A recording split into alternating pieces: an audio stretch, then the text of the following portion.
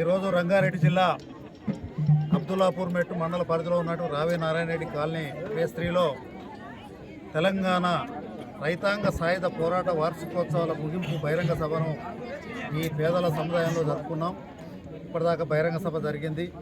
ముఖ్యంగా నాటి వీర తెలంగాణ మరి పిలిపించినటువంటి పెద్దలు రావి నారాయణ రెడ్డి గారు, బద్ద వెల్లారెడ్డి, మగ్దు మొహిద్దీన్ గారు విధంగా ఆంధ్ర మహాసభకు ఆనాడు వాళ్ళు నాయకత్వం వహిస్తూ నిజాం నిరంకుశ పాలన వ్యతిరేకంగా భూమి కోసం, భుక్తి కోసం, మరి వెట్టి చాకిరి విముక్తి కోసం జరిగినటువంటి మరి వీర తెలంగాణ సాయుధ పోరాటం నిజంగా సంవత్సరం పాటు జరిగింది. ఆ పోరాటంలో 4,500,000 మంది కమ్యూనిస్టులు మరి పేద ప్రజల కోసం మరి వాళ్ళ ఈ తెలంగాణలో ఉన్నటువంటి భూస్వాముల దగ్గర ఉన్నటువంటి మిగులు భూములను మరి వాళ్ళ 10 లక్షల ఎకరాల భూములు పంచింది. 3,500,000 గ్రామాలను విముక్తి చేసిన దొరల నుండి, జాగీదారుల నుండి. కాబట్టి ఇలాంటి ఒక సువర్ణ అక్షరాలతో లిఖించబడినటువంటి ఈ యొక్క తెలంగాణ రైతాంగ సాయుధ పోరాటం వాళ్ళ ప్రభుత్వము సంపూర్ణంగా ఇది విలీన దినోత్సవంగా చేయకపోవడం అనేది చాలా దుర్మార్గం. ఆనాడు ప్రత్యేక తెలంగాణ రాష్ట్రం వచ్చిన తర్వాత కేసీఆర్ రాకముందుకు వాళ్ళ రాష్ట్రం రాకముందుకు కేసీఆర్ హామీ ఇచ్చాడు. వాళ్ళ తెలంగాణ విమోచన దినోత్సవాన్ని ఇవాళ ప్రత్యేక తెలంగాణ రాష్ట్రం ఏర్పడితే నేను ప్రభుత్వ పరంగా చేస్తా అని కేసీఆర్ హామీ ఇచ్చి మాట తప్పండి. ఇవాళ రేవంత్ రెడ్డి గారి ప్రభుత్వం కూడా అదే చేస్తూ ఉన్నారు. ఇవాళ ఒక మెట్టు దిగొచ్చి ప్రజాపాలన దినోత్సవంగా అనేది మరి రేవంత్ రెడ్డి గారు ప్రకటించడం కొంతవరకు, కానీ నిజంగా వాస్తవానికి కూడా ఇది విలీన దినోత్సవంగా ప్రభుత్వం అధికారికంగా చేయాలి. భవిష్యత్తులో కూడా ఆ రకంగా ఈరోజు సెలవుగా ప్రకటించాలి.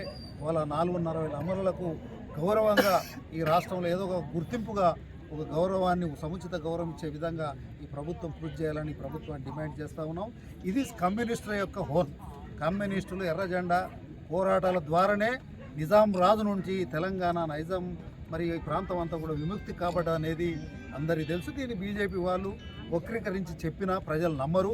దుర్మార్గంగా వాళ్ళు ఏదో హిందూ ముస్లిం గొడవ చిత్రీకరించి, అంటే ముస్లిం రాజు, హిందూ ప్రజలు, తెలంగాణ సమాజం ఆ ముస్లిం రాజుకు వ్యతిరేకంగా ఇది జరిగిందని అబద్ధపు ప్రచారం ఆర్ఎస్ఎస్, సంఘ్ పరివార్, బీజేపీ వాళ్ళు చేసేదాన్ని పూర్తిగా ఖండిస్తున్నాం. ఇది పేద ప్రజలకు, వాళ్ళ భూస్వాములకు వ్యతిరేకంగా జరిగినటువంటి పోరాటం. ఇది వర్గ పోరాటం.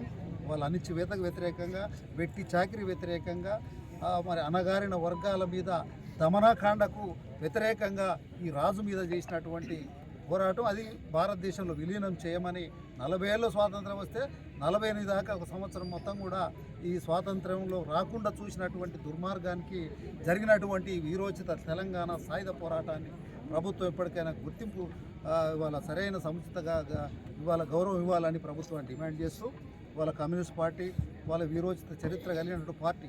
ఈ రాష్ట్రంలో ఇంకా మిగులు భూములు ఉన్నాయి, మరి భూదాన భూములు ఉన్నాయి, మరి ప్రభుత్వ భూములు ఉన్నాయి, అన్యాక్రాంతం అవుతూ ఉన్నాయి.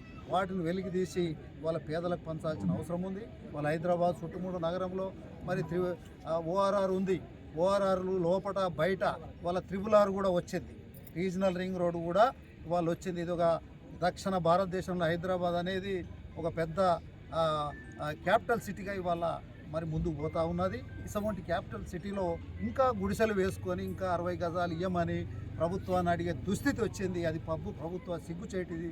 వాళ్ళ కమ్యూనిస్ట్ పార్టీ నాడు లక్షల ఎకరాలు వంచింది, మరి భూములు వంచింది. ప్రభుత్వ భూమి పంచాలనేటువంటి భూ పంపిణీ పేదలకు జరగాలని డిమాండ్ చేసి, పోరాటం చేసి ప్రభుత్వ ఎజెండాగా మార్చిన చరిత్ర వాళ్ళ కమ్యూనిస్టులది, త్యాగధనులది. కాబట్టి ఆ ఎజెండా ఇంకా అమలు కాలేదని మా ఆవేదన.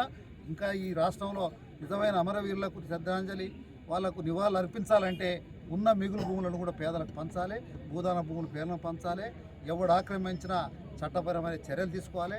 ఇవాళ గుడిసెలు వేసినాం. ఈ ప్రాంతంలో అనేక మంది, వేల మంది కిరాయిలకు అద్దెలు కట్టలేక ఇబ్బందులు పడుతున్న వాళ్ళతోటి 100 ఎకరాల భూదాన భూములు మరి గుడిసెలు వేయించడం పార్టీ నాయకత్వంలో 3 సంవత్సరాలు నడుస్తూ ఉంది. కానీ ప్రభుత్వం, రేవంత్ రెడ్డి గారు ముఖ్యమంత్రిగా హామీ ఇచ్చినారు, వీళ్ళకి న్యాయం చేస్తా, వాళ్ళ భూదాన భూమి అయితే ఖచ్చితంగా వీళ్ళ ఇందులోనే పట్టాలు ఇస్తా అని మా రాష్ట్ర పార్టీ, సిపిఐ రాష్ట్ర పార్టీ కూననేని సాంబశివరావు గారి, చాడా వెంకరెడ్డి గారి నాయకత్వంలో వెళ్ళిన మా అందరికి కూడా హామీ ఇవ్వడం జరిగింది. అసెంబ్లీ సాక్షికి కూడా వారు ఒక హామీ ఇచ్చినారు, వీళ్ళకి అన్యాయం చేయము, ఖచ్చితంగా భూదాన భూమి అయితే పట్టాలు ఇస్తామని చెప్పిండు. ఇప్పుడు ఆ ప్రభుత్వాన్ని రేవంత్ రెడ్డి గారిని ముఖ్యమంత్రి గారిని నేను ఒకటే డిమాండ్ చేస్తా ఉన్నా, 3 సంవత్సరాలు అయ్యింది నాయన, మీరు వచ్చే అధికారం మీదకి 2 సంవత్సరాలు అయ్యింది. మీరు ఇప్పటికైనా వీళ్ళందరికీ పట్టాలు ఇచ్చి, ఇక్కడ మంచినీళ్ళు లేవు, వాళ్ళ తాగునీరు చాలా ఇబ్బంది ఉంది, వాళ్ళ కరెంటు అసలు లేదు, ఒక చీకటి ఆటవిక రాజ్యాంగంగా వాళ్ళ నీళ్లు లేక, కరెంటు లేక, రోడ్లు లేక అనేక అవస్థలు, మహిళలు ఇంకా చాలా ఇబ్బంది పడతా ఉన్నారు, వాష్రూమ్స్ లేక అనేక ఇబ్బందులు పడతా ఉన్నారు. కావున హైదరాబాద్ ఇంత పక్కన కూతవేటు పక్కన మీ సెక్రటరియట్ అసెంబ్లీకి దూరంగా ఉన్న దీన్ని మీరు ఒక యుద్ధ ప్రాతిపదికన తీసుకొని, అది ఎన్ని కేసులున్నా, అది భూదాన కేసులున్నా, ప్రైవేటు వాళ్ళు పెట్టినా, ఏ కేసులున్నా మీరు దాన్ని ఫాస్ట్ ట్రాక్ ద్వారా ఇమీడియట్లీ ప్రత్యేక కోర్టు ద్వారా పరిష్కారం చేసి వీళ్ళందరూ పట్టాలు ఇచ్చి అన్ని సౌకర్యాలు కల్పించమని ఈ రేవంత్ రెడ్డి గారి ప్రభుత్వాన్ని డిమాండ్ చేస్తూ ఉన్నాం. భవిష్యత్తులో మీరు చేయకపోతే ఈ రాష్ట్రంలో భూదాన భూములు మరి వాళ్ళ ప్రభుత్వ భూములు ఖచ్చితంగా మేమే జెండాలు వాడతాం.